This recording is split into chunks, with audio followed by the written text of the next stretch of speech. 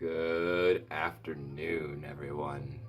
It's Episcopo Squirrel here, also known as Mage, here to do another dab with a mage. How are you all this morning? I'm feeling pretty decent. I got a decent sleep last night.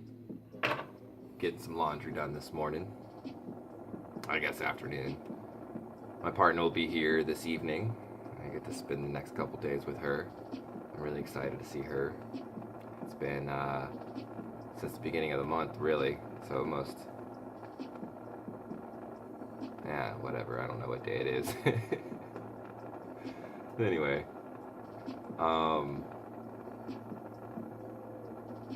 so today I'm going to answer the Tribe Steam Up bi-weekly question. And the question is, what does it mean to me to be a light worker?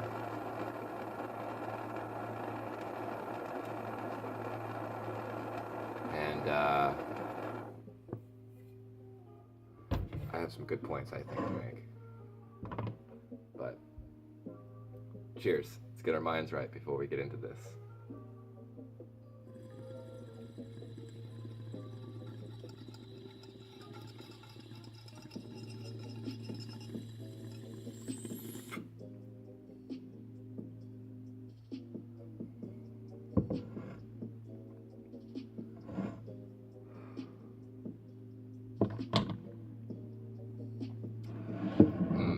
Delicious.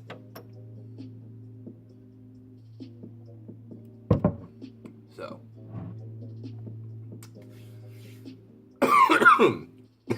what does it mean to be a light worker?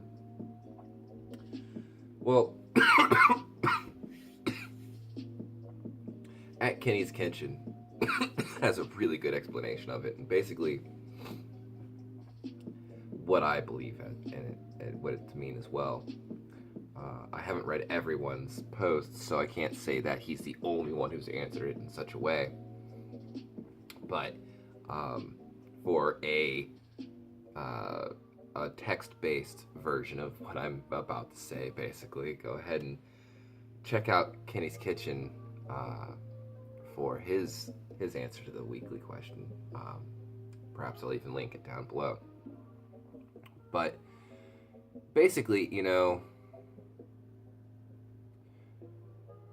what is light and what is dark? That's where you kind of have to start. So with light, you have things like compassion, you have empathy, you have kindness, you have inclusion, you have healing. And then with dark, you have separation, destruction, chaos, confusion, pain. So light work is work of a path which is designed to help the self and others through acts of kindness, through empathy, through sharing space, through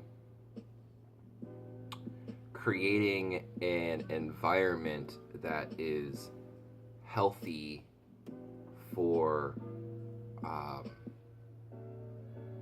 communion, for people coming together, for community. And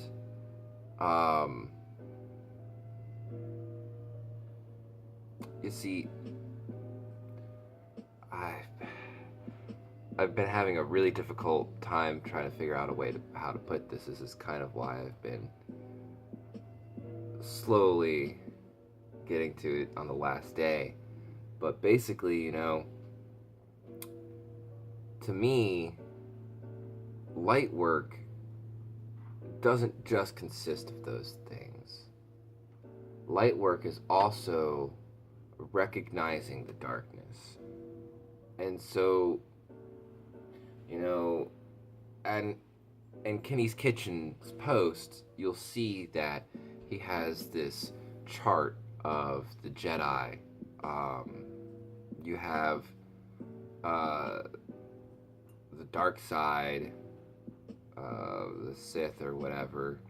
I'm not a huge Star Wars fan, so I don't really know too much about it. But you have the dark side, which focuses on torment and chaos and pain and conquering things. And then you have the Force, the light side, which focuses on healing people and freeing people from the darkness. And but then in between the two, you have the Gray Jedi, the Code of the Gray Jedi, and it recognizes the balance between the two. Because if you ever come to either end of the polarity, if you're too dark or too light, then you're unbalanced. And balance is a very big key to being successful in life, in anything. And so, I read this quote by someone, I can't remember what it was or who it was, but basically they were saying, it's easy to lose the way in the dark. And I was like, oh yeah, I really like that. But at the same time, it's too easy to become blinded to the way by the light. You have the darkness, which will shroud your eyes, which will shroud your vision, your vision. You can no longer see the way that you must go, and you become lost in the darkness. But the light can become so blinding, so bright, that it obscures your vision, and you can no longer see, and you stumble through looking for the way, and you can't find it. And so it's necessary to keep this balance in order to be successful. So it's a trap that I found myself in before, when I first awoke to life. Really, I was living in a very, very dark mindset, and psychedelics really woke me up and brought me into this amazing, beautiful experience of life that's been kind of difficult to deal with, but it is what it is. But once I was awoken to it all, I wanted nothing more than to do good, to be light, to heal, to help, to be that light that shines in the darkness. And I vehemently avoided negativity and pain. And this is a huge thing that I'm seeing within the New Age movement, especially with people who call themselves light workers. They abhor the darkness. And so these same people get driven into madness and end up with anger problems and other debilitating mindsets. And so it's important to be able to recognize the darkness in one's own life and be able to use it righteously.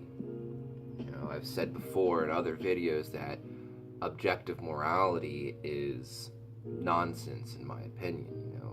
Morality is developed through subject-object relationship, not object just as it is. It has this meaning to it. I don't think that's true, but where was I going with that? Righteousness. So yeah, there's a time for all things, and they may not ever cross into your life. You know, you may never have these situations where you have to use these dark parts of yourself righteously, but being able to recognize them and being able to recognize that there are these times, and being able to align yourself to have those actions come out only during those times, and only have the realization of these parts of yourself otherwise, then you know that's creating this balance.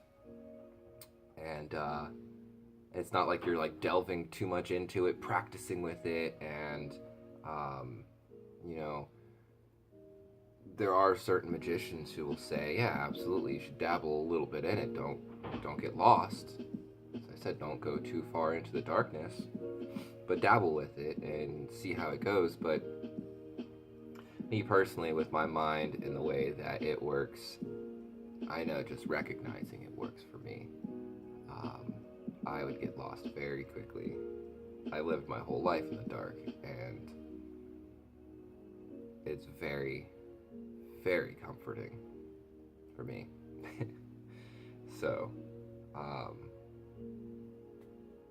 yeah, that's my opinion on what it means to be a light worker. A true light worker, in my opinion, has found balance. Yeah.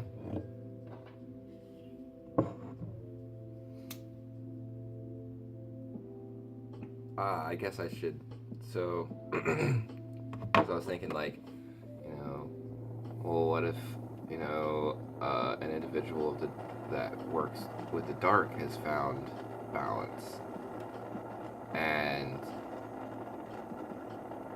that's where I believe it comes down to, like, left-hand path or right-hand path, which basically left-hand path is in just self-deification, and then the right-hand path is divine unification. So that's my opinion there. A light worker is someone who is working on the right-hand path of divine unification. So, cheers. I hope you liked my answer. Have a good day, y'all.